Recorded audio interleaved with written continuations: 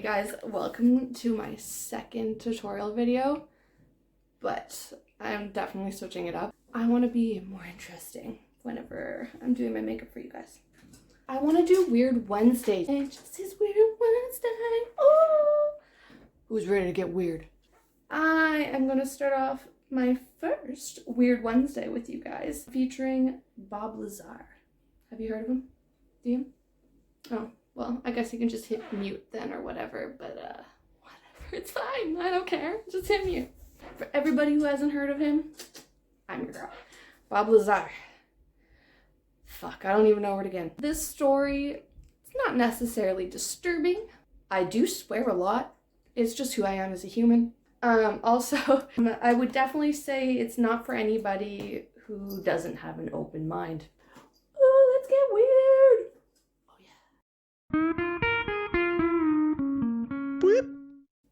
Bob Lazar was born in Florida on January 26th in 1959. Apparently this guy was a scientist before he could even walk and talk. He was doing all kinds of science experiments. He actually recalls playing with the most dangerous toy ever made on the planet, apparently, which was an at-home chemistry set. It actually came with real radioactive pieces in it and stuff like that, so obviously it is now banned. His mom, she remembers her son at the age of 12 making his own, not only fireworks, but jet engine dragsters. That's right, you heard me right. At 12, okay? I was still wearing Velcro shoes at 12. Imagine being the mom waking up out of bed because there's a fucking explosion in the garage and you go out and 12-year-olds made a jet engine dragster. Look, Ma, no fucking hand. I did my eyebrows. But seriously though, if that was my child, I don't know if I'd be more scared or proud. So after Bob graduates high school, he obviously follows his passions in life. He's a big science guy. So Bob got both a physics and an electronics degree at MIT and Caltech. So Massachusetts Institute of Technology and California's Institute of Technology. Very smart dude. I just want to make sure I get this right. So after he retains his degree, he's doing really good. He actually gets hired at the Los Alamos lab where he's working on a particle accelerator that's over a mile long. Holy shit, it's a lot. Bob got married to a woman named Joy, and honestly, it seemed like he was killing it. Like, he got all of his schooling done, he's got this good job, got a new wifey. Life's good for Bob. At this time, Bob was obviously gaining a lot of attention from his neighbors, from all of his dragsters. I'm sure some people loved it and some people hated it. It's always how it goes. But anyway, one of the people who really loved it was a man named Mario. And Mario pretty quickly, I think, became friends with Bob, and they'd hang out, you know, shoot the shit. They were neighbors, so I'm pretty sure they would have saw each other often. So at this point, Bob's life is honestly looking really good. I'm sure he got pretty comfortable, and just from what I've gathered about Bob, it seems like he would have been one of those guys that once he mastered one thing that he was doing, want to learn, you know, like the next thing. So maybe Bob was just getting bored and he was keeping his eyes open, and this job posting came along, and I guess it caught his eye and it was a better option, so he decided to shoot a shot and applied for it. So this company called EG&G, like egg. And lucky enough for Bob, you know, he gets a call back, which is sweet. So Bob goes to this interview thinking, awesome, start new things probably. And you'd think this is where things are going to start to pick up and look really good for Bob, right?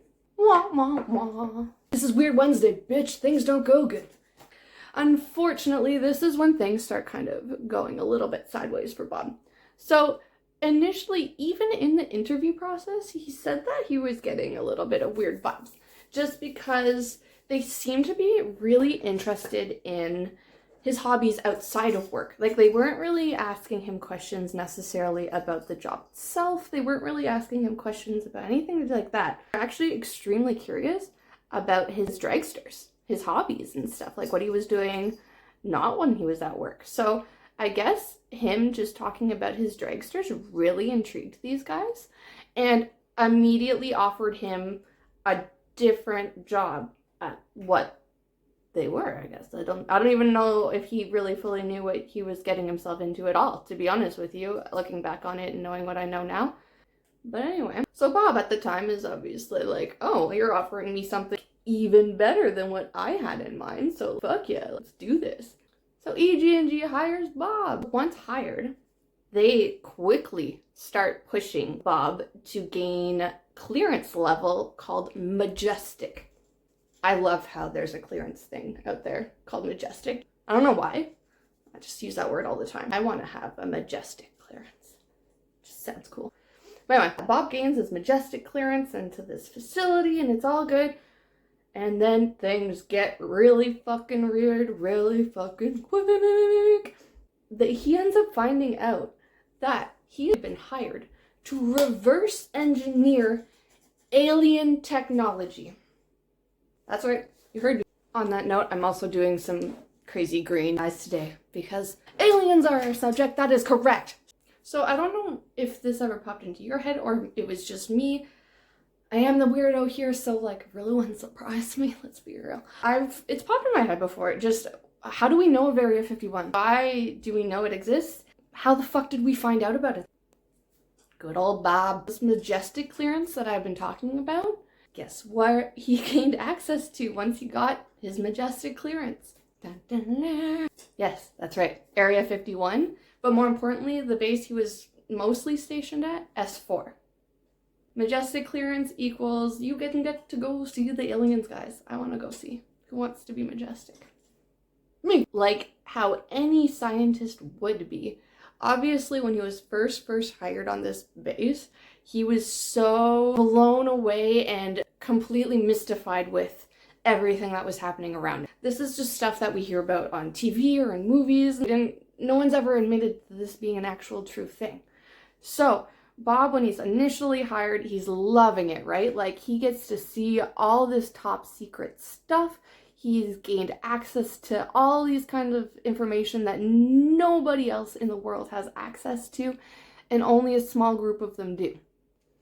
But then Bob, obviously being the good man and soul that he is, and we love Bob. You love Bob. You don't know Bob, but you love Bob, okay? You hear me? I love Bob. He feels guilty for withholding this information and all this evidence that there is a whole other species out there, and we only get to hear and talk about it in movies. Pretty sure his exact words were, it was a crime against humankind as well as the science community, which I agree with, 100%. This is a big deal. We should all know about it.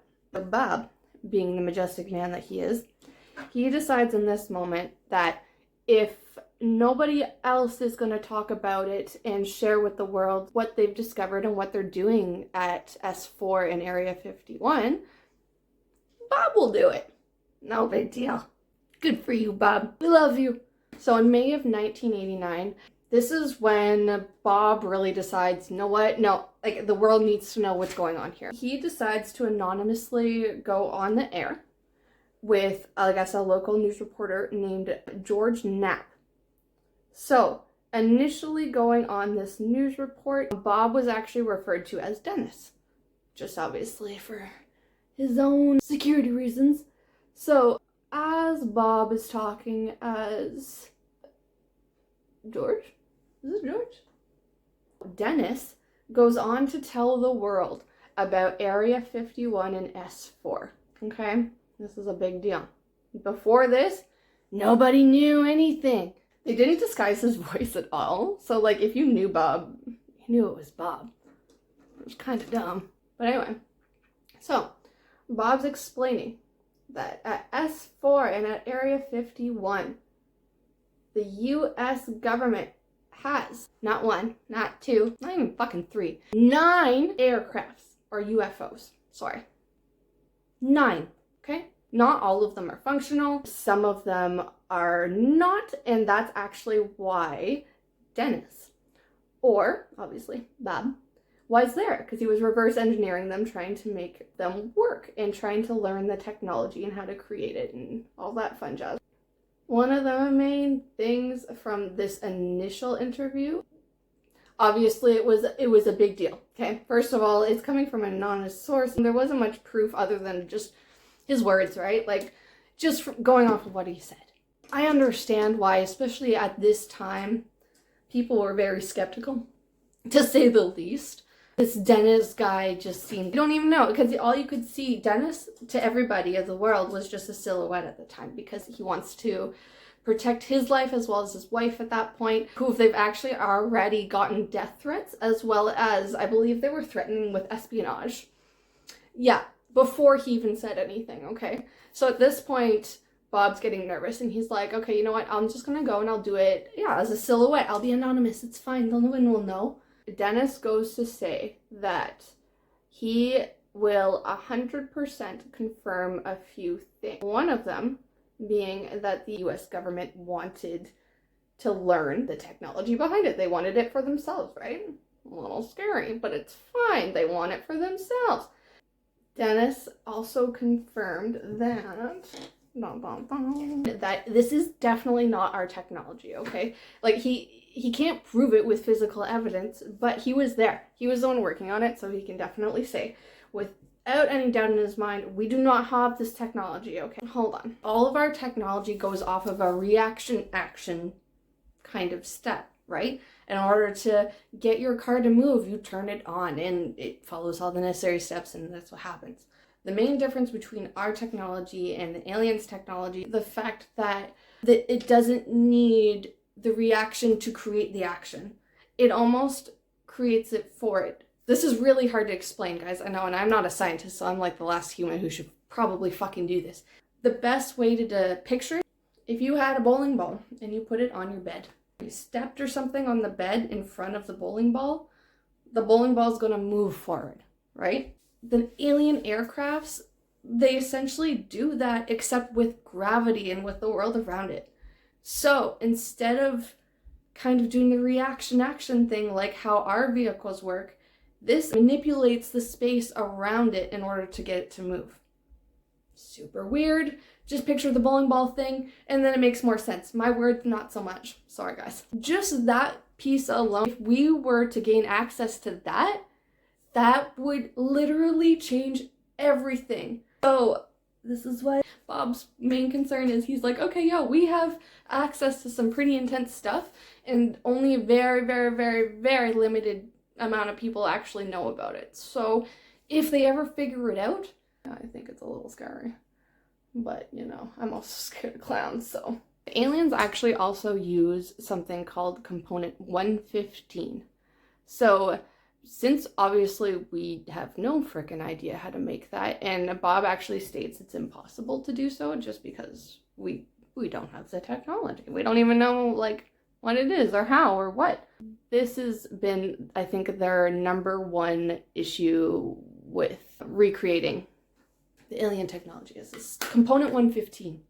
In one of the many interviews that Bob went on, he actually did discuss something that honestly I pictured off of Men in Black. If you wanted to find this S4 base or gain entry to this S4 base, this was back in the 80s too, so I'm sure it's even more ridiculous now.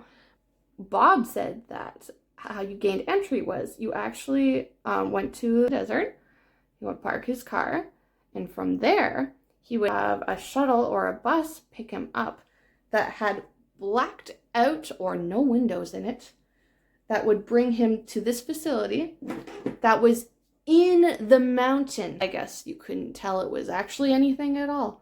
So even if you wanted to go looking for this S4 facility, you would drive into the mountain and then you were in S4. It's all kinds of weird in this. I know. It's a good story to kick off this Weird Wednesday shit. You're welcome. So after the shuttle or bus or whatever thing brought you to this facility, then had like a hand or palm scanner, and Bob described it as having like these long pegs, and apparently it would scan the bones in your hand, like the width of them. That's how you would get inside. Everybody back in the 80s thought Bob was nuts. Okay, this sounds like something off of a damn movie. Okay, this sounds fake. It sounds made up. I don't know what you're talking about, sir, but it's not real life, right? Wrong. Fun fact. Recently, somewhere in the world, they're fully admitting to having these hand scanners I actually found a documentary on Netflix that goes over this full story. Throw it on. It's really good. And you can see it for yourself. It has the pictures in it. Bob's reaction to seeing it after so long, which is very genuine, I must say, in there. So I highly recommend checking it out. Beyond all the interviews and everything, someone's trying to get him. Someone's out there trying to hurt him, and it's definitely not made up because it's happened in front of other witnesses as well. Remember that Mario neighbor? So Mario actually, anytime he knew he was going over to see Bob, he started bringing a weapon. Yeah, to go hang out with his buddy because there'd been multiple attacks on Bob whenever he was with him. So he was like, you know, I'm gonna start packing that boy. I'll tuck another one in there. Hello, see you, Bob, honey? Yeah, I'm just, you see my Glock? At this point in time, everything in Bob's life is pretty hectic. He's doing a lot of interviews for different news stations. He actually goes on to admittedly say on air as life insurance, and he's scared for him and his wife. While this is all going on, this news reporter, George, the one that broke his story initially under Dennis, the anonymous dude, obviously still working with this because he's been trying to credit his background. He's like trying to prove that whatever he's saying, this guy's legit. He's not just some crazy guy off the street saying all of these things, right? And George actually spends 8 months trying to credit, at this point, Bob's background. 8 months, okay? I told you all the things. This guy's had a life. Like, it's not like he's been living under a rock or anything like that. We're just trying to back up Bob. Really wants to prove that this guy's credible. He's telling him that he went to all these universities, and so this guy should check out, right? It's Weird Wednesday, bitch. She don't go that way here. George is calling up MIT. Hey guys, can you give me some information on Bob Lazar? The MIT fuckers. Oh, I no Bob Lazar records here. Sorry, bye. George. Weird. Okay, on to the next one. So he calls up Caltech. Hey, Caltech. Got any information on that Bob Lazar student of yours? Bob Lazar? No, dude, never heard of him. If you were to try and call any of these institutes to check on anything about Bob Lazar, they have no record of him. So George, well, okay, I'll just call the Los Alamos lab. It's no big deal. I don't need you. It's fine. Hey guys, do you have any records on Bob Lazar? I'm just trying to do an article. Bob Lazar? No, no, the sugar. Oh no, never heard of him. Bye. So George has zero cred for this guy now, and he has no idea why. Why would he lie about all of these things? Get this, he wasn't. Bob actually has his own proof that he attended these schools, as well as that was his place of work. Because beyond him actually getting his own article written up about him and his dragster hobby outside of the lab, they had an employee phone book, and his name is listed amongst all of them, which you can see. At this point, George is like, something's weird. I don't want to say I believe you, guy. Something's off. I will help you. Bob even states about this, and I quote, hold on, babe, Bob, oh my God, even states, do you think that they would have hired me for that job, fresh out of high school with zero experience? Guys, I can't talk. But anyway, so think that they would have hired me to do that engineering job fresh out of high school. Even back then, guys, they wouldn't have done that. If he was doing was way too intense, he would have needed some kind of background or school in order to get hired there. It's just how it is. I'm sorry. George calls up EG&G and asks if they have any information to give out about Bob Lazar and the interviews that they would have performed with him. Even those guys, Bob Lazar? Sorry, sir. We don't know you. So, at this point, George is thinking, what the fuck are they hiding, right? Something's going on. Usually if someone's sketchy, like the parents would say like, oh yeah, no, don't listen to them. Or, you know what I mean? Normally, even if it's just the one person who will come up and be like, listen, Bob, he's a little, weird. Nothing though, guys, nothing. Literally everybody who knows Bob fully supports Bob and actually goes on to say that he is not a liar and you should believe him. As time goes on, it's kind of annoying because I wish at the time that they might have said something, but I understand why. Like I said, Bob was getting attacks on their life, and I know it was an ugly situation, but the guy that did the background check on Bob Lazar, he came forward more recently in the documentary on Netflix saying how he remembers doing his background check. He remembers him. Bob also remembered him by his first name. You tell me your first name, I'm gonna forget it in like a hot second. Bob remembered it like 30 years later from a random dude who did a background check on him. George, at this point, he's still on the fence. He's not believing him 100% quite yet, but he's starting to get a little bit closer day by day. He asks Bob if he would be open to doing a polygraph test, so a lie detector test, and to do it not just once, but 4 times with 4 different people, and passed it 4 times as well. So I know people can cheat the system with this one a little bit, but if you watch Bob Lazar, I feel like he would be the worst liar. If you watch him at all, just interact as a human, he can't. It's like painful to watch you lie. You're watching you being like, really, honey, you could have done anything. At this point, I think he's just trying to figure it all out still. But I do have a quote this time. Even if we could credit his schooling, would it prove what Bob was... but even if I didn't prove what...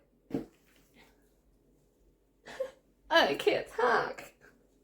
But even if I did prove what Bob was saying was true, people would still get hung up on the next thing. Nobody seemed to ask the big picture questions. How does he know about S4, Area 51, which was now on the map, not before? And thousands of people had gone out to see it for themselves at that point, so people actually did know it was true. People were taking pictures with the sign. People were out there. People found that out, but they didn't want to believe the rest of his story. I don't know. Why are his old schools and workplaces saying that he never went there when Bob actually has the proof himself? Who was making all of the attempts on Bob's life? There were so many unanswered questions, and George, the more he dug, the more questions he had. He wasn't finding many answers. So obviously George is working really close with Bob frequently. Like, it wouldn't surprise me if at certain points it might have been on a daily basis. For Bob to feel comfortable enough to, let's just say, Bob did a very Bob thing. He's got a funny sense of humor, we'll say that. So I'm a little bit fuzzy on the details. Essentially, Bob decided to help out some local hookers setting up a brothel. He honestly laughed telling George the story. I think, honestly, at this point in Bob's life, he was pretty much like, fuck all y'all. Bob's just kind of one of those guys, he seems like he kind of help anybody if they ask, so him being as smart as he is, they probably asked him the right question. He's like, oh yeah, like, I can help you make that or something. I don't know what happened, but essentially, he was helping these hookers with their brothel. And, George didn't think it was so funny. Because George, instead of just playing it cool, because, you know, it was all fucking crazy anyway, George decides, I know what to do. I'll call the cops. After the police are called, that is when Bob's place is raided for the first time. He is arrested, and yeah, they prosecuted him for pandering. So now, obviously, he's in the paper and on the news and everything for this pandering shit. It's all dumb. It's all dumb. It is. It's all dumb. George actually goes on to say in the Netflix documentary that, I don't know, don't ask me why, I don't know why, but apparently it's not common for them to prosecute on pandering. I don't know why. So George was actually surprised that they took any legal action at all. I guess he was expecting them to maybe just put an end to it quietly and not cause a big fuss. I don't know why he'd think that. But anyway, he did, and that's what happened. It's at this time where, obviously, Bob's in police custody. They're going to do their normal police background check, right? So they're asking Bob the normal questions, like, okay, where did you work? Where did you go to school? Where were you born? Where are all these things? And Bob tells them the same thing that he's been telling everybody, the truth. So, obviously, the police start getting frustrated because they start running into the exact same issues that George did, saying how all these institutes and places just had no record of any Bob Lazar ever being there. So it was at this time where George actually fully gave in and believed Bob. Because at the end of the day, Bob was facing some serious charges and some serious shit. It would have been a billion times easier for him at that point to be like, I'm lying, this is all the truth, blah, blah, blah, than to go on with this charade, right? So instead of doing what George thought was going to happen, where he would be like, I'm so sorry, this is the truth, guys, and like change his story, did the total opposite. Stuck to his gun. He's not stupid, smart, he knows his own life. He's like, no, you guys ain't playing me. I know what I did with my life. This is me. This is my life. It's just really frustrating because even before that, George has quotes from people saying, if Bob wasn't legitimately going to those schools, I was dropping him off often enough that he'd be making a damn good show of it. He has everybody in his life from start to finish backing him up in all of these things, but then shit hits the fan and now George believes you. Thanks, George. So it's after this first raid and everything dies down that Bob and his wife decide, you know what, fuck this, let's move. So they grab all their stuff, they take off from Las Vegas, Nevada, and they actually move to California. They've settled down there and they've been there ever since. Still happily married to this day. Out in California, Bob actually runs his own United Nuclear Scientific Equipment and Supply store. Doing very good. When he gets bored out there, the employees say that he's actually trying to reinvent his childhood toy, which is obviously much safer for this day and age. And I don't want to give anything away, especially if you want to watch the documentary on Netflix after. It shows you all the videos and proof. I love it.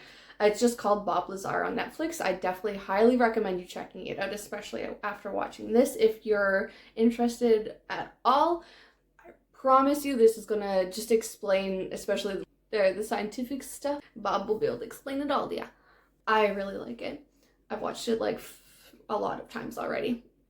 If you guys are watching this, hi, big fan. What I do want to mention, this whole thing, everything about it's weird. Even they say in the documentary, it's just crazy how it's been going on for 30 years and clearly they're still listening in on him and they're still watching him. I don't think they necessarily want to hurt him anymore because he did a really good job with his life insurance, not going anywhere. I think it's just to kind of remind him every now and then we can still fuck with you anytime we want to. We didn't forget what you did. I believe him. I don't know. You guys watch the doc, you listen to me talk. Let me know what you think. Do you believe Bob? Let me know in my comments. Let me know. I hope everybody enjoys their wonderfully weird Wednesday. This is JessieDubz. I'm signing off. Peace out.